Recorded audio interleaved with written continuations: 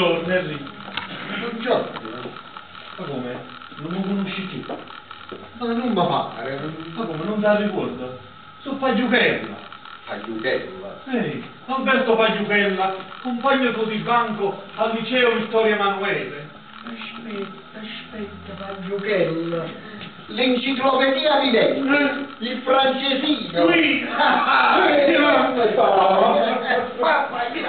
Hai fatto tutti i film. E quanto tempo è passato? Però scusi, deve essere un po' non troppo equipaggiato bene.